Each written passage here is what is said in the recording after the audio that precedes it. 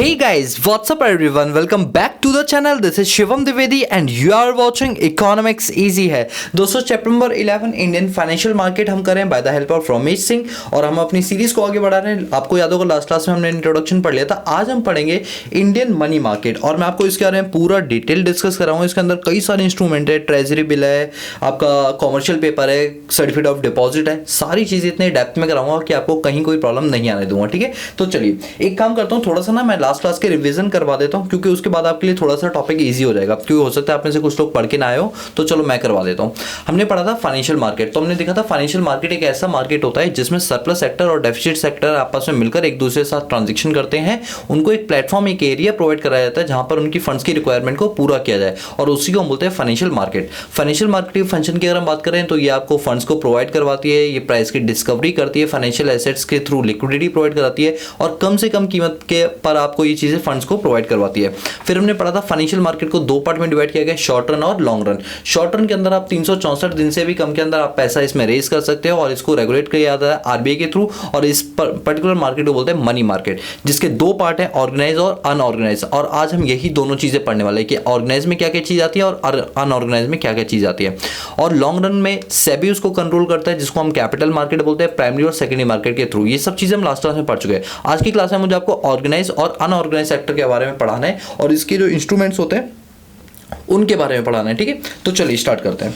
अब हम बुक से पढ़ेंगे क्योंकि इस बुक में ये सारी चीज़ें बहुत अच्छी तरीके से दे रखी हैं, तो इसलिए मैंने इसके नोट्स भी बनाए हैं क्योंकि हर चीज़ बिल्कुल ऑर्गेनाइज तरीके से है। ठीक है, चलो बात करते हैं ऑर्गेनाइज मनी मार्केट की। दोस्तों मैं एक बार आपके दिमाग में फ्रेम बना दूं, हम पढ़ क्या रहे हैं। हम फाइनेंशियल मार्केट के दोनों टाइप में से मनी मार्केट के आज इंस्ट्रूमेंट पढ़ रहे हैं, ऑर्गेनाइज वाले और अनऑर्गेनाइज। फिलहाल अभी स्टार्ट किया हमने ऑर्गेनाइज सेक्टर कर रहे हैं, तो ट्रेजरी बिल पढ़ेंगे, सर्टिफिकेट ऑफ डिपॉजिट, ये सब। सबसे बड़ा आता है हमारा ट्रेजरी बिल। पहली बात तो मैं आपको ये बताता हूँ कि जो ऑर्गेनाइज मनी मार्केट है इसका कॉन्सेप्ट कब शुरू हुआ। दोस्तों मैं आपको बता दूं इसका कॉन्सेप्ट बहुत पहले से नहीं चल रहा है। ये 1980 में ये कॉन्सेप्ट हमारा स्टार्ट हुआ था, जिसके अंदर टोटल हमारे 8 इंस्ट्रूमेंट के थ्रू हम पैसों को रेज कर सकते हैं। स्टार्ट करते हैं ट्रेजरी बिल से कि ट्रेजरी बिल के का मतलब क्या होता है। देखो कल को अगर मैं आपको बोलूं कि जैसे हमारी गवर्नमेंट ऑफ इंडिया है, ठीक है, तो जो हमारी गवर्नमेंट ऑफ इंडिया है दोस्तों, ये भी बहुत सारे खर्चे पानी करते रहते हैं, इनके पास भी बहुत बड़े बड़े प्रोजेक्ट्स होते हैं। तो कल को इनके पास भी लिक्विडिटी क्रंच आ सकती है। लिक्विडिटी क्रंच का मतलब होता है पैसों की दिक्कत आ सकती है। तो ऐसे में ये जनरल पब्लिक को बोलते हैं, आप हमें पैसा उधार दो। एक बात सोच के देखो, गवर्नमेंट ऑफ इंडिया अगर आपसे पैसा उधार मांगेगी तो आपके दिमाग में इमेज क्या बनेगी, भाई साहब जब हमारी सरकारों के पास पैसा नहीं है तो फिर भाई साहब हमारा क्या होगा। तो ये चीज़ थोड़ी गलत इंपैक्ट डालेगी ना। इसलिए गवर्नमेंट ऑफ इंडिया क्या करती है, ये अपनी एक अथॉरिटी है जो कि है आरबीआई, ठीक है, जो कि मनी मार्केट को रेगुलेट करने की सोल बॉडी है। ये आरबीआई को बोलती है, रिजर्व बैंक ऑफ इंडिया को, कि तुम हमारे बिहाफ पे पब्लिक से पैसा रेज करो, हमारे बिहाफ पे पब्लिक से पैसा रेज करो। तो ये लोग आपको क्या देंगे, पैसा देंगे और आप इनको बदले में एक सर्टिफिकेट दे दो, एक पेपर पे सर्टिफिकेट लिखकर दे दो कि तुमने इस तारीख को पैसा दिया है और तुम्हारा रेट ऑफ इंटरेस्ट ये रहेगा, जो कि गवर्नमेंट ऑफ इंडिया आपको प्रोवाइड करवाएगी। और उस सर्टिफिकेट को नाम दे दो आप क्या, ट्रेजरी बिल। क्या नाम दे दो, ट्रेजरी बिल। तो आपके दिमाग में ये क्वेश्चन हमेशा क्लिक हो जाना चाहिए कि जब भी ट्रेजरी बिल की बात हो तो समझ जाना कि गवर्नमेंट ऑफ इंडिया पैसा उधार ले रही है थ्रू आरबीआई, मतलब वो आरबीआई के कंधे पे रखकर बंदूक चला रही है, यानी आरबीआई के थ्रू वो पैसा को रेज कर रही है जनरल पब्लिक से और बदले में सर्टिफिकेट दे रही है, उसको बोलते हैं ट्रेजरी बिल। तो ट्रेजरी बिल में कौन पैसा मांग रहा है, गवर्नमेंट ऑफ इंडिया। किससे मांग रही है, पब्लिक से। किसके थ्रू मांग रही है, आरबीआई के थ्रू। ठीक है, चलो वही लिखा हुआ। अच्छा एक चीज और बता दूं, जो हमारे ट्रेजरी बिल होता है आरबीआई, अब आप जानते हो हम मनी मार्केट पढ़ रहे हैं, आपको पता है ना, मैंने आपको बताया था ये मनी मार्केट के इंस्ट्रूमेंट होते हैं। ये देखो ये मनी मार्केट के क्या होता है, इंस्ट्रूमेंट, जिसमें ट्रेजरी बिल आता है। तो मनी मार्केट के इंस्ट्रूमेंट में वैलिडिटी मैक्स टू मैक्स कितनी होती है, 364 दिन की। तो मैं आपको बता दूं यहाँ पर हमारे पास 15 दिन के ट्रेजरी बिल आते हैं, 15 दिन के ट्रेजरी बिल आते हैं 15 डेज के। इसके बाद फिर आपके 91 डेज के भी आते हैं, 182 डेज के भी आते हैं और 364 दिन के भी आते हैं। तो अभी क्या है ना, हमारे पास ये 3 बिल चल रहे हैं, ये 15 दिन के एडहॉक और ये वाले जो 2 बिल होते हैं 15 दिन वाले, इनको अब डिलीट कर दिया गया है। अब सिर्फ 91 डेज, 182 डेज और 364 दिन वाले बिल ही चलते हैं। यानी गवर्नमेंट ऑफ इंडिया को अगर लिक्विडिटी क्रंच है और वो शॉर्ट टर्म के लिए पैसा रेज करना चाहती है तो उसके पास एक अच्छा इंस्ट्रूमेंट है, इसका नाम है ट्रेजरी बिल।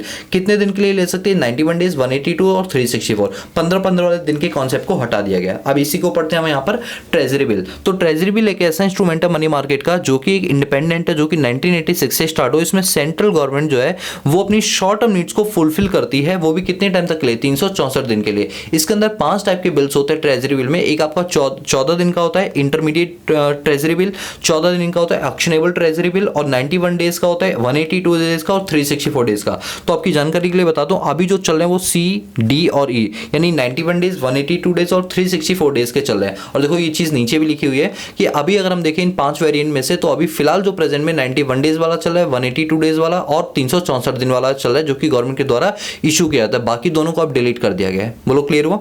चलिए अब दूसरा हमारा आता है सर्टिफिकेट ऑफ डिपॉजिट। अभी सर्टिफिकेट ऑफ डिपॉजिट का मतलब क्या होता है कि देखो, अब ये हमने गवर्नमेंट की बात की, ये तो गवर्नमेंट की बात है ना, ये पहला हो गया हमारा। दूसरा एक कॉन्सेप्ट आता है जिसमें मान लो जो हमारी कॉमर्शियल बैंक्स है। अब आपको भी सर कॉमर्शियल बैंक क्या होती है, बस थोड़ा सा भी यही समझो, ये वो बैंक है जहां पर आप पैसा डिपॉजिट करते हो। बाकी क्या होती है इसके बारे में नेक्स्ट चैप्टर, जो चैप्टर नंबर 12 है ना, उसमें पूरा डिटेल बताऊंगा। कॉमर्शियल, सेंट्रल, सिडबी, ये आईडीबी, जितने भी बैंक्स हैं वो क्या होती है, सब चीज़ें बताऊंगा। तो कॉमर्शियल बैंक को अगर पैसों की जरूरत होती है, तो जब वो जनरल पब्लिक से पैसा उधार लेती है, तो बदले में उसको एक सर्टिफिकेट बना के देना पड़ेगा ना, उसी सर्टिफिकेट को बोलते हैं सर्टिफिकेट ऑफ डिपॉजिट, COD।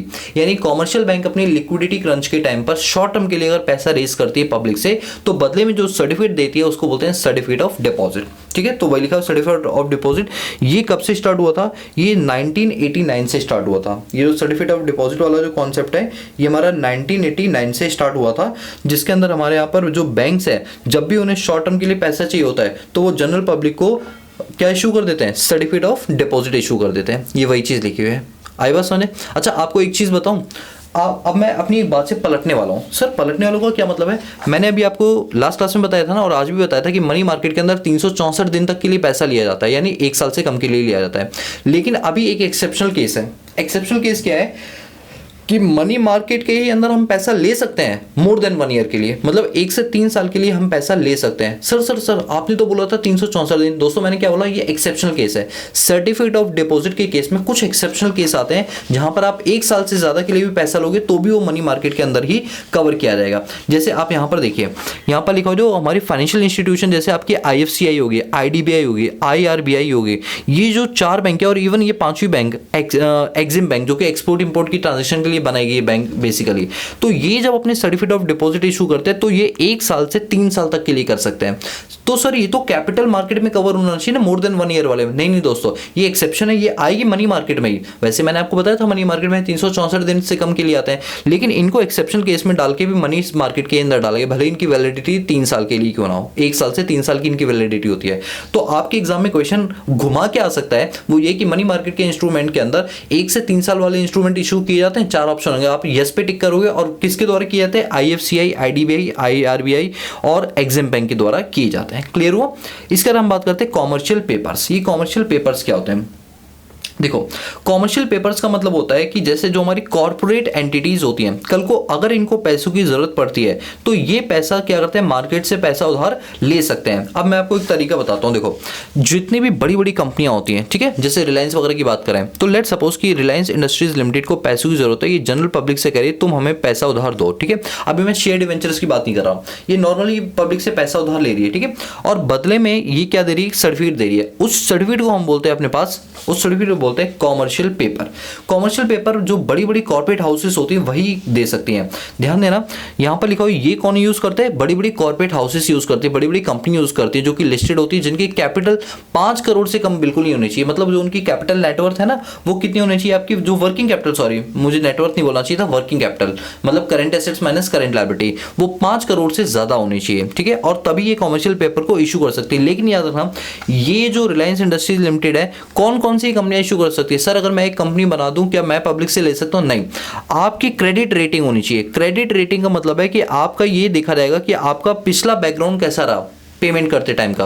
तो जैसे हमारे पास एक इकरा है, IRCRA, तो ये क्या करती है, ये क्रेडिट रेटिंग एजेंसीज होती हैं, ये कंपनियों को ग्रेड देते हैं। जैसे AAA वाली जो ग्रेड वाली कंपनी होती है, कहा जाता है अगर आप इनको लोन दोगे तो आपकी लोन की रिकवरी 100% हो जाएगी। फिर आपकी AA में रैंकिंग होती है, फिर AB के अंदर रैंकिंग होती है, फिर B+ में रैंकिंग होती है। अगर आप C पर आ गए तो लोन देना बहुत रिस्की है, और D में तो आप मान के चलो विजय माल्या की कैटेगरी के अंदर आते हो। तो ये रैंक दी जाती है किसके द्वारा, इकरा के द्वारा। रैंक देने वाली कई सारी कंपनियां, जैसे मैं आपको यहाँ पर बता देता हूँ, ये हमारे पास क्रिसिल है और आइक्रा है, ये क्या करती है, रैंक्स देने का काम करती है कंपनीज को। तो जितनी अच्छी रैंक होती है वही लोग क्या कर सकते हैं, कॉमर्शियल पेपर के थ्रू पब्लिक से पैसा ले सकते हैं। क्लियर हुआ? और ये किसके तहत तो आती हैं सारी चीजें, या जो सेबी है ये इनको कंट्रोल करके चलता है। वैसे तो मनी मार्केट को कौन कंट्रोल करता है, RBI, लेकिन क्योंकि यहाँ पर शेयर्स की तरह कुछ चीजें हो रही है तो सेबी भी बीच में आ जाता है। ठीक है, अब हम बात करते हैं कॉमर्शियल बिल्स की, कि कॉमर्शियल बिल्स क्या होते हैं। अभी कॉमर्शियल बिल का मतलब क्या होता है कि लेट सपोज कि एक कंपनी है, ठीक है, ये यहीं से पढ़ा देता हूं आपको। ये 1990 में कॉन्सेप्ट चला था ऑल इंडिया फाइनेंशियल इंस्टीट्यूशन के थ्रू, और नॉन बैंकिंग फाइनेंशियल कंपनीज और जो हमारी शेड्यूल कॉमर्शियल बैंक है, या जो मर्चेंट बैंक है, कोऑपरेटिव बैंक है और म्यूचुअल फंड है, इन सबको रिप्लेस करके ये कॉन्सेप्ट लाया गया था। अभी कॉमर्शियल बिल का मतलब क्या होता है, जैसे क्या है कि एक कंपनी है रिलायंस इंडस्ट्रीज लिमिटेड और दूसरी है टाटा, इन्होंने आपस में कुछ सेल परचेज किया। तो रिलायंस ने मान लो कोई सामान खरीदा, बदले में पैसे ना देकर इसने क्या किया, कॉमर्शियल बिल इशू कर दिए। जैसे आप वो पढ़ते हो ना, बिल्स ऑफ एक्सचेंज का प्रोमिसरी नोट्स वगैरह होते हैं, बिल्स ऑफ एक्सचेंज आता है ना। तो ऐसे में जब दो बड़ी बड़ी कंपनियां आपस में व्यापार करती हैं, तो उस केस में अगर ये उधारी में माल बेचते हैं तो ये बदले में एक सर्टिफिकेट इशू कर सकती है, जिसको बोलते हैं कॉमर्शियल बिल। याद रखना, कॉमर्शियल पेपर पब्लिक के लिए है और commercial bill company to company के लिए इशू किया जाता है। तो ये भी जनरली 1 साल से कम के लिए होता है। याद करो, जब आपने क्लास 12 के अंदर अकाउंट्स में बिल्स ऑफ एक्सचेंज पढ़ा होगा तो उसकी मैच्योरिटी पीरियड जनरली 3 महीने की होती थी, 3 दिन ग्रेस के भी मिल जाते थे, यानी 1 साल से कम के लिए होती है। इसलिए कॉमर्शियल बिल को भी किसमें डाला गया, आपका मनी मार्केट के अंदर डाला गया है। इसके बाद आता है कॉल मनी मार्केट। अच्छा, कॉल मनी मार्केट का मतलब क्या होता है, पहले मैं आपको एक बात बता देता हूँ। हमारे पास जो कॉमर्शियल बैंक्स होती हैं, कॉमर्शियल बैंक होती हैं, इनको क्या करना होता है, जितना भी टोटल डिपॉजिट होता है उसका कुछ % पार्ट अपने पास बचा के रखना पड़ता है, जिसको बोलते हैं SLR। वैसे मैं नेक्स्ट चैप्टर में पढ़ाऊंगा डिटेल में। और कुछ पार्ट इनको जो है वो RBI के पास जमा करवाना पड़ता है, उसको बोलते हैं कैश रिजर्व रेशियो।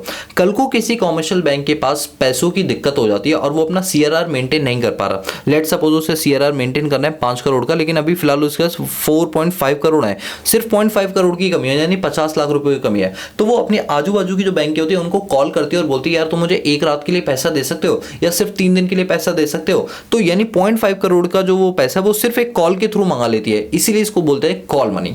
क्या बोलते हैं, कॉल मनी। जो कि कॉमर्शियल बैंक अपने CRR को मेंटेन करने के लिए एक बैंक दूसरी बैंक से क्या कर लेती है, हेल्प मांग लेती है। दूसरी बैंक भी कुछ रेट चार्ज कर लेती है, उसको बोलते हैं कॉल रेट। भाई फ्री में कोई बैंक क्यों देगी एक दिन के लिए पैसा, वो भी 50 लाख रुपए। ये तो मैं फिगर बता रहा हूँ, इससे बड़ी बड़ी फिगर होती होंगी। तो कोई भी बैंक ऐसे नहीं देती, बदले में जो रेट लेती है उसको कॉल रेट बोलते हैं। और इसी कंसेप्ट को बोला गया अपने पास कॉल मनी मार्केट। क्या बोला गया, कॉल मनी मार्केट। वैसे कॉल मनी मार्केट नहीं, सिर्फ कॉल मनी पढ़ो वापिस है, ठीक है। तो वही लिखा हुआ है, ये वो होता है जो इंटर बैंक मनी ट्रांजेक्शन की जाती है। इंटर बैंक मतलब एक बैंक दूसरी बैंक से, इसमें पब्लिक नहीं आती है, इसमें बैंक ही आपस में आती है, जो कि एक रात के लिए मांगी जाती है, ठीक है। और इसमें जो आप पे करते हो उसको कॉल रेट बोलते हैं, जो इंटरेस्ट पे करते हो वो कॉल रेट करते हो। बट मैक्स टू मैक्स आप 14 ही दिन के लिए रेस कर सकते हो, ठीक है। कितना, 14 दिन के लिए। तो अभी आप एक बात बताओ, आपको मनी मार्केट की ये वाले इंस्ट्रूमेंट सारे समझ आ गए। ट्रेजरी बिल क्या होता है, सर्टिफिकेट ऑफ डिपॉजिट क्या होता है, कॉमर्शियल पेपर क्या होता है, कॉमर्शियल बिल्स क्या होते हैं और कॉल मनी क्या होता है, ये सारी चीजें क्लियर हो गई। अब हम रेपो रेट, रिवर्स, म्यूचुअल और CMP के बारे में बात करेंगे। चलो, अब हमारे पास आता है म्यूचुअल फंड। दोस्तों टेंशन मतलब म्यूचुअल फंड के ऊपर मैं नेक्स्ट क्लास लेने वाला हूँ। नेक्स्ट क्लास मेरी म्यूचुअल फंड के नाम होने वाली। बस अभी मैं आपको एक हिंट दे देता हूँ कि म्यूचुअल फंड का मतलब क्या होता है। जस्ट एक हिंट दे रहा हूँ मैं अभी, ठीक है। देखो म्यूचुअल फंड के अंदर क्या होता है कि जैसे बहुत सारे लोग होते हैं जिनके पास पैसा होता है, लेकिन उन्हें नहीं पता होता है उस पैसे को कहाँ इन्वेस्ट करें कि उसे अच्छा खासा रिटर्न मिले। बोले तो शेयर मार्केट की अच्छी खासी नॉलेज नहीं होती। हर कोई बंदा हर्षद मेहता थोड़ी होता है, ठीक है, दिमाग से। तो ये पर्सन है, इसके पास लेट सपोज 5 करोड़ रुपए, एक इसका दोस्त है इसके पास 2 करोड़ रुपए पड़े, एक और दोस्त है वो कह रहे हैं मेरे पास 1 करोड़ पड़े। तो कुल मिला के देख रहे हैं अभी 3 दोस्तों के हिसाब से अभी इनके पास क्या है, 8 करोड़ रुपए पड़े हुए। लेकिन उनको ये ज्ञान नहीं है कि कहां पर पैसा इन्वेस्ट करें, क्योंकि हमारी क्लासेस नहीं लेता होगा शायद, इसलिए ज्ञान नहीं है। ठीक है, तो इसके पास मतलब दिमाग नहीं है। तो ये क्या करेगा, बैंक के पास जाएगा और बैंक को बोलेगा यार तुम्हारे पास कुछ एक्सपर्ट्स लोग हैं जिनके पास दिमाग हो। बैंक कहेगा हाँ बिल्कुल है। तो आप एक काम करो, ये हमारा पैसा ना तुम ले लो और इसको ऐसी जगह इन्वेस्ट करो, वो तुम्हारी मर्जी कहाँ करना चाहते हो, और एक हमें इंटरेस्ट बता दो कि हाँ कितना मिल सकता है। औसतन 7 से लेकर 40% के बीच में इंटरेस्ट मिल सकता है। तो हम खुश हो जाएंगे कि चलो देखते हैं कितना मिलेगा। कहने का मतलब ये है कि बैंक क्या करती है, अलग अलग लोगों से पैसों को इकट्ठा करके एक पूल बनाती है, और बैंक के जो इन्वेस्टर्स होते हैं, इसे एएमसी बोलते हैं, एसेट्स मैनेजमेंट कंपनीज बोलते हैं। ये क्या करती है, अलग अलग कंपनियों के अलग अलग चीज़ों पर इन्वेस्ट करती हैं। जो बदले में इंटरेस्ट आता है या जो बदले में रिटर्न मिलता है उसका 1% पार्ट ही अपने पास रख लेती हैं और बचा हुआ पार्ट इन इन्वेस्टर्स को दे देती हैं। और इस पूरे कंसेप्ट को बोलते हैं म्यूचुअल फंड। म्यूचुअल क्यों बोला है, क्योंकि इसमें एक आदमी का फंड नहीं होता, कई सारे लोगों का फंड होता है म्यूचुअली एग्रीमेंट के थ्रू, और फंड मतलब पैसा, इसीलिए इस पूरे सेगमेंट को बोलते हैं म्यूचुअल फंड। आपने देखा नहीं एडवर्टाइजमेंट में आता है mutual fund is a subject to a market risk, please read all document carefully. बहुत तेजी फास्ट में बोलता है। क्यों, क्योंकि हो सकता है बैंक आपको बोले हम लेंगे 1% और डॉक्यूमेंट पर सिग्नेचर करा ले 3% के, इसलिए हमेशा आपको पढ़ के चलना चाहिए। तो इस कंसेप्ट को नाम देंगे म्यूचुअल फंड। क्या नाम दिए, म्यूचुअल फंड। म्यूचुअल फंड वैसे तो लॉन्ग टर्म के भी होता है, बट अभी हम शॉर्ट टर्म की बात कर रहे हैं, यानी 1 साल से कम की भी बात कर रहे हैं, ठीक है। तो वही ये म्यूचुअल फंड मार्केट के बारे में। इसका जो कॉन्सेप्ट है वो 1982 से स्टार्ट हुआ, जब वो लिबरलाइजेशन प्राइवेटाइजेशन का कॉन्सेप्ट आया था ना, तब से शुरू हुआ था, ठीक है। चलो, इसके बाद आता है हमारे पास रेपो रेट और रिवर्स रेपो रेट। मैं अगेन बता दूं रिवर्स रेपो रेट और रेपो रेट क्या होता है, इसके बारे में आपको नेक्स्ट चैप्टर के अंदर बताने वाला हूं, मनी एंड बैंकिंग वाले चैप्टर के अंदर, ठीक है। तो टेंशन मत लेना, बट अभी आपको एक हिंट दे देता हूं कि इसका मतलब क्या होता है। देखो क्या होता है कि कल को कोई कॉमर्शियल बैंक है, ठीक है, कॉमर्शियल बैंक को पैसों की जरूरत पड़ जाए तो वो अपने पापा के पास जाएगी। पापा का नाम क्या है, सेंट्रल बैंक। पापा का नाम क्या है, सेंट्रल बैंक। अब सेंट्रल बैंक फ्री में पैसा इसको नहीं देगी, बदले में कुछ इंटरेस्ट चार्ज करेगी। तो जो इंटरेस्ट चार्ज करती है उसको बोलते हैं रेपो रेट। क्या बोलते हैं, रेपो रेट। सर इसका नाम रेपो रेट क्यों होता है, इंटरेस्ट क्यों नहीं होता? देखो बात तो तुमने बिल्कुल सही किया और मैं तुम्हें बता के भी रहूंगा इसका नाम रेपो रेट क्यों होता है। इसके पीछे रीजन है। देखो रेपो में REPO होता है, ठीक है। री का मतलब होता है री, ठीक है। PO का मतलब होता है परचेज, रीपरचेज। सर मतलब नहीं समझा आपने, ये तो बता दिया हाँ रीपरचेज होता है, बट मतलब लॉजिक क्लियर नहीं हुआ। देखो एक बात सुनो मेरी, जब कॉमर्शियल बैंक इनसे पैसा लेगा तो सेंट्रल बैंक कहेगा ना बदले में कोलेटरल सिक्योरिटी दो, बदले में कोलेटरल सिक्योरिटी दो। तो कॉमर्शियल बैंक क्या करेगा, कुछ कोलेटरल यहाँ पर रखवाएगा, ठीक है, कोलेटरल यहाँ पर रखवाएगा। अब एक बात को सुनो, यहाँ पर ये जो सेंट्रल बैंक है, ठीक है, ये जो सेंट्रल बैंक है इसने क्या लिया, सिक्योरिटी लिया, बदले में कॉमर्शियल बैंक ने क्या लिया, पैसा लिया। अब एक बात बताओ, कल को अभी इसने कॉमर्शियल बैंक ने अपने पास जो सिक्योरिटी थी वो सेंट्रल बैंक के नाम कर दी, ठीक है। अब जब ये पूरा पेमेंट कर देगा बैंक, जब कॉमर्शियल बैंक सेंट्रल बैंक को पूरी पेमेंट कर देगा तो कहेगा नहीं कि सेंट्रल बैंक जो तुम्हारे नाम मैंने बिल किया वो मुझे वापस करो, यानी अब कॉमर्शियल बैंक दोबारा से उनको परचेज करे, इसीलिए इसे रीपरचेज रेपो रेट बोला जाता है, ठीक है। तो कुल मिला के देखो आपको ज्यादा डेप्थ में नहीं आना है क्योंकि इसके लिए मैंने नेक्स्ट चैप्टर रखा हुआ है, प्लीज टेंशन मत लो। अभी बस ये मान के चलो कि कल को कॉमर्शियल बैंक को पैसों की जरूरत पड़ती है तो वो सेंट्रल बैंक से जो शॉर्ट टर्म के लिए पैसा उधार लेते हैं उसके बदले जो इंटरेस्ट पे करना पड़ता है उसको बोलते हैं रेपो रेट। क्लियर हुआ?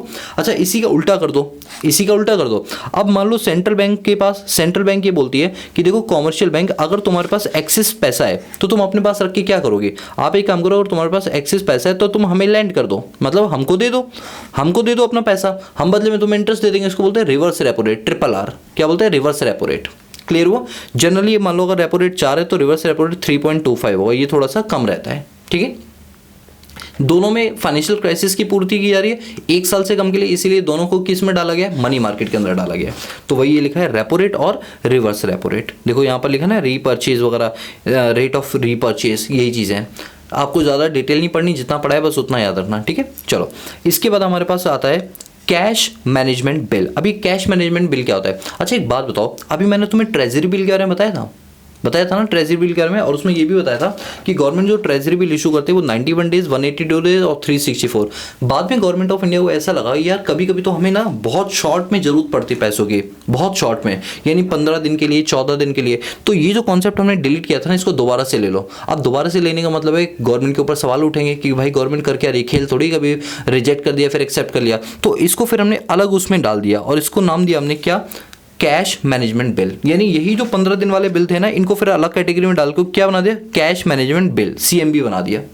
कैश मैनेजमेंट बिल समझ आना। कैश मैनेजमेंट बिल का मतलब है गवर्नमेंट ऑफ इंडिया को पैसों की जरूरत है और वो पैसा वो सिर्फ 15 दिन के लिए उधार ले रही है और इसी को नाम दिया गया कैश मैनेजमेंट बिल। तो वही लिखा हुआ है cash management bill government of India के द्वारा इशू किया जाता है और किसके कंधे पे रख के बंदूक चलाई थी है, RBI के थ्रू, है ना। गवर्नमेंट ऑफ इंडिया खुद तो पैसा नहीं मांगे ना कटोरा लेके, वो तो RBI को आगे भेज देगी जा तू मांग के हमारे ब्याह पे, और इसी को बोलते हैं कैश मैनेजमेंट बिल। ये कॉन्सेप्ट अगस्त 2009 में स्टार्ट किया गया था, जिसमें टेम्परेरी बेस पर 91 डेज से कम के लिए, आपको मैंने बताया था अगर हम 91 डेज तक के लिए लेना चाहते हैं पैसा तो हम ट्रेजरी बिल के लिए ले लेंगे, और 91 डेज से कम के लिए लेना चाहेंगे जो हमने पहले डिलीट कर दिया था तो उस केस में हम क्या करेंगे, कैश मैनेजमेंट बिल के थ्रू वो पैसा रेज करेंगे। क्लियर हुआ? तो आई होप गाइस कि आपको ये जो ऑर्गेनाइज्ड सेक्टर है मनी मार्केट का, मैंने बताया था ना फाइनेंशियल मार्केट के दो टाइप होते हैं, मनी और कैपिटल। तो मनी मार्केट के अंदर ऑर्गेनाइज सेक्टर का देखो ट्रेजरी बिल पढ़ा दिया, सर्टिफिकेट ऑफ डिपॉजिट पढ़ा दिया, कॉमर्शियल पेपर पढ़ा दिया, कॉमर्शियल बिल पढ़ा दिया, call money, repo rate, reverse repo rate, mutual fund और सीएमबी पढ़ा दिया। सीएमबी मतलब ये वाला कैश मैनेजमेंट बिल, ठीक है। अब आपको समझ आ गया, I am really sorry, organise sector समझ आ गया ना। अब हम बात करते हैं अनऑर्गेनाइज सेक्टर की। अनऑर्गेनाइज सेक्टर में तीन चीजें पढ़नी, नॉन बैंकिंग फाइनेंशियल और इंडिजीनियस बैंक और मनी लेंडर्स। अच्छा एक बात बताओ, ऑर्गेनाइज सेक्टर कौन से सेक्टर होते होंगे? अब तो आप पढ़ चुके ना, अब आपको समझ आ गया होगा कि ऑर्गेनाइज सेक्टर वो सेक्टर होते हैं जिनमें कोई ना कोई कंट्रोलिंग अथॉरिटी होती है, मतलब गवर्नमेंट का कोई रिप्रेजेंटेटिव होता है या गवर्नमेंट खुद होती है जो उस चीज पर पूरी निरीक्षण कर रही होती है, पूरी देखरेख कर रही होती है ना। और अनऑर्गेनाइज सेक्टर वो सेक्टर होते हैं जिनकी निरीक्षण के लिए बैंक्स नहीं होती हैं, बैंक नहीं कहूंगा बल्कि गवर्नमेंट नहीं होती है। जबकि गवर्नमेंट को दिख रहा है कि हाँ ऐसा कुछ हो रहा है, लेकिन फिर भी गवर्नमेंट अपना कोई कंट्रोल उसके ऊपर नहीं दिखाती। एक बात बताओ, मुझे पैसों की ज़रूरत है, मैंने अपने घर में अपने पापा से पैसा उधार ले लिया, मैं बैंक के पास नहीं गया, तो गवर्नमेंट को नहीं पता कि बच्चे अपने मम्मी पापा से पैसे उधार लेते होंगे नहीं लेते होंगे? बिल्कुल पता है। लेकिन क्या इनके लिए कोई ऑर्गेनाइज सेक्टर बनाया गया? नहीं बनाएगा। क्या कोई कंट्रोलिंग अथॉरिटी बनाई गई कि पापा अपने बेटे को जब कोई पैसा देगा तो इतना % रेट चार्ज करेगा? क्या कोई आरबीआई की ऐसी स्कीम है? The answer is no. तो यानी हम जो कवर होते हैं वो किसमें होते हैं? अनऑर्गेनाइज सेक्टर में। गाँव के अंदर साहूकार होते हैं, लाला टाइप के लोग होते हैं जिनसे पैसा उधार लेते हैं। क्या प्रधानमंत्री मोदी को नहीं पता? बिल्कुल पता है कि हाँ ऐसा सब कुछ होता है, लेकिन उनको ऑर्गेनाइज करने के लिए हमने कोई कंट्रोलिंग अथॉरिटी नहीं बनाई, क्योंकि आपस का तालमेल वाली बात है कि आपकी कैसे रिलेशन है किससे, उस हिसाब से है। तो इसे किस में डाला गया? अनऑर्गेनाइज सेक्टर के अंदर डाला गया। पहले ये बताओ, ये समझ आया ऑर्गेनाइज अनऑर्गेनाइज क्या होता है? अब हम पढ़ेंगे अनऑर्गेनाइज की जो तीनों पार्ट है, नॉन बैंकिंग फाइनेंशियल इंस्टीट्यूशंस और इंडिजीनियस बैंकर और मनी लेंडर्स, ठीक है। चलो अब इसके बारे में पढ़ते हैं। तो आपको ऑर्गेनाइज सेक्टर तो पूरा क्लियर हो गया ना, देखो ये ऑर्गेनाइज सेक्टर वाला तो पॉइंट आपको पूरा क्लियर हो गया बुक से, ठीक है। चलो अब हम बढ़ते हैं अपने पास अनऑर्गेनाइज सेक्टर की ओर। ये रहा हमारा अनऑर्गेनाइज सेक्टर, और ये किसकी बात करें? मनी मार्केट की बात करें, ठीक है। तो यहाँ पर लिखा हुआ है कि जब हमारे पास गवर्नमेंट उतनी ज़्यादा वेल डेवलप नहीं थी तो हमारे यहाँ पर यही जो सेक्टर है वो बहुत ज़्यादा चलता था। आप ये कह लो जब तक हमारे पास आरबीआई नहीं बना था 1949 तक, क्योंकि आरबीआई एक्ट जो है वो 1948 में आया था, ठीक है।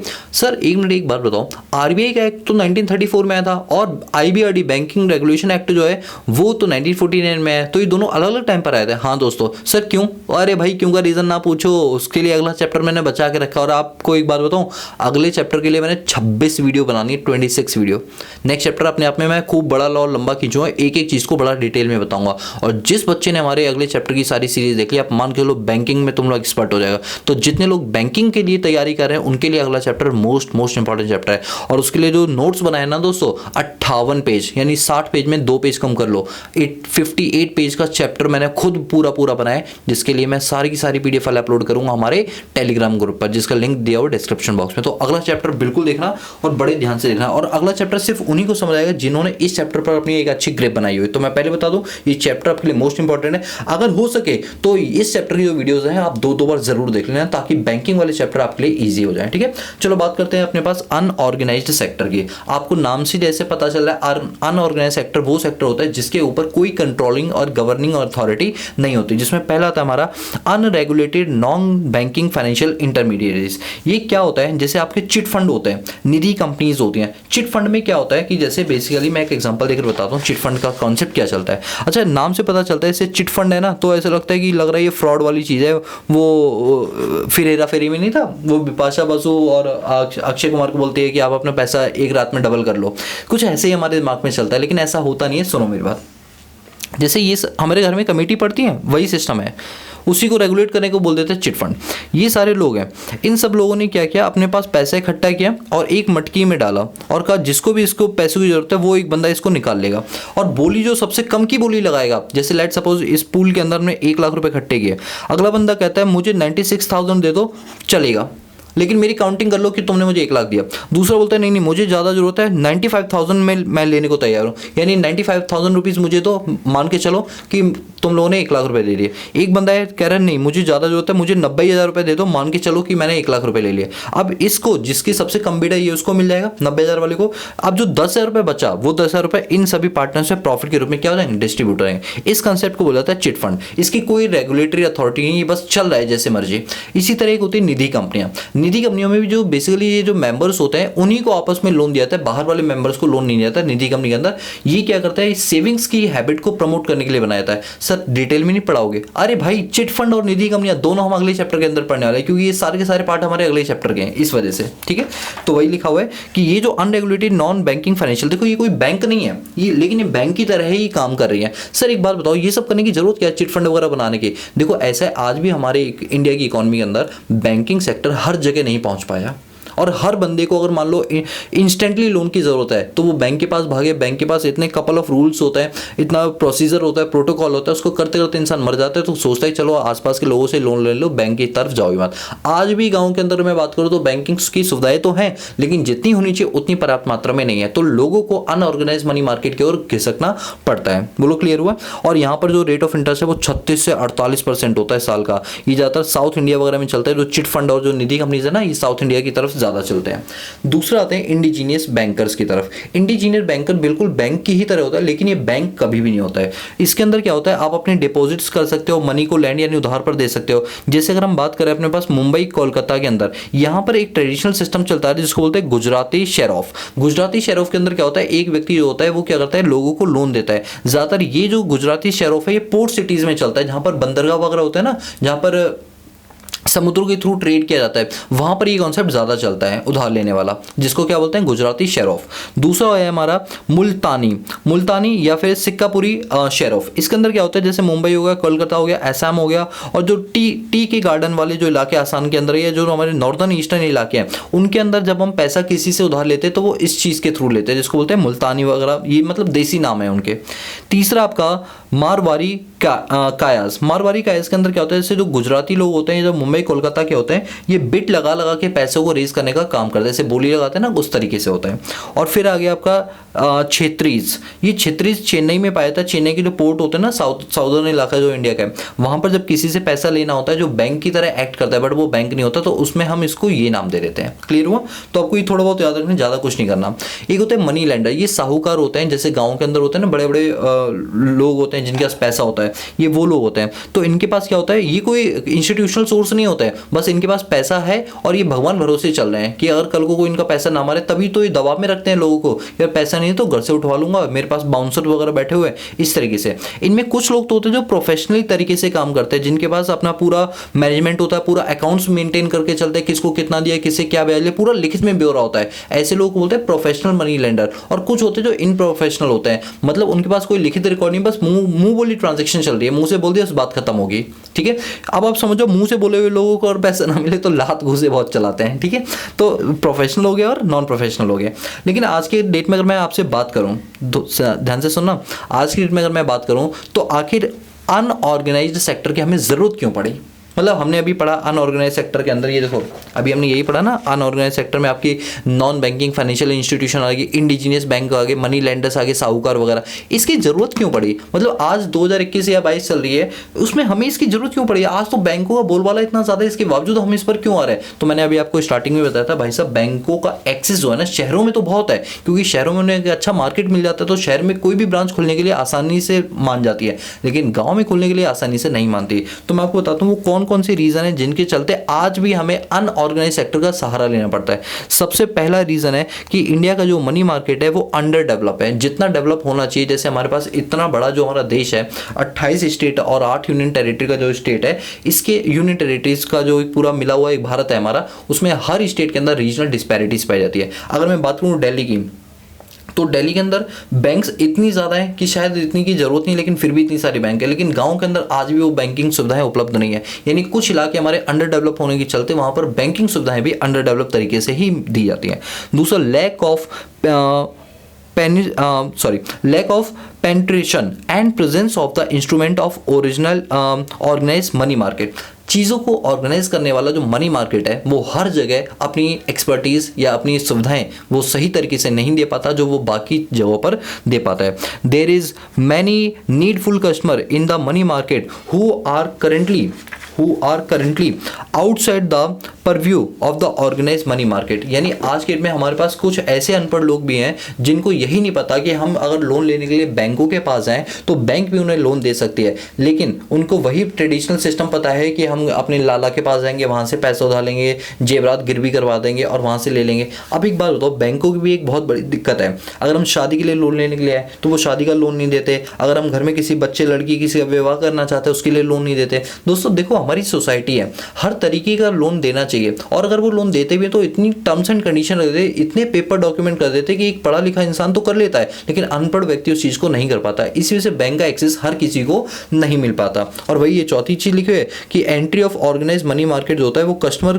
को सुविधाएं तो देता है लेकिन ये सिर्फ बिजनेसमैन को दे पाता है, लेकिन जो छोटे छोटे फार्मर्स हैं उन सबको ये सुविधाएं नहीं मिल पाती। इस वजह से हमारे यहाँ पर ऑर्गेनाइज सेक्टर और अनऑर्गेनाइज सेक्टर ये दोनों की दोनों चीजें पाई जाती है। तो बताओ, मनी मार्केट के ऑर्गेनाइज अनऑर्गेनाइज आप लोगों को क्लियर हो गए? कोई दिक्कत तो नहीं है ना? कंफर्म ये सारी चीजें क्लियर है? कोई दिक्कत हो तो प्लीज मुझे बता देना, और इंस्टाग्राम पे भी हमें फॉलो कर लेना, वहां भी आप अपने डाउट मुझसे पूछ सकते हो डायरेक्टली, ठीक है? चलिए, तो आज का ही टॉपिक हमारा जो मनी मार्केट के इंस्ट्रूमेंट वाला था वो कंप्लीट होता है। तो आज जो मैंने आपसे कहा था, वादा किया था, वो वादा मैंने पूरा निभा लिया। तो आज की क्लास में मैंने इंडियन मनी मार्केट को भी कंप्लीट कर लिया। और दोस्तों, हम साथ के साथ इन्हीं चीजों को रियल लाइफ से लिंक करते हैं द हिंदूज न्यूज़पेपर के लिए, जिसको आपको इंस्पायर्ड इकोनॉमिक्स पर जाके सब्सक्राइब करना पड़ेगा, ठीक है? तो गाइस आज के लिए इतना ही, बाकी मिलता है नेक्स्ट क्लास में, तब तक के लिए पीस।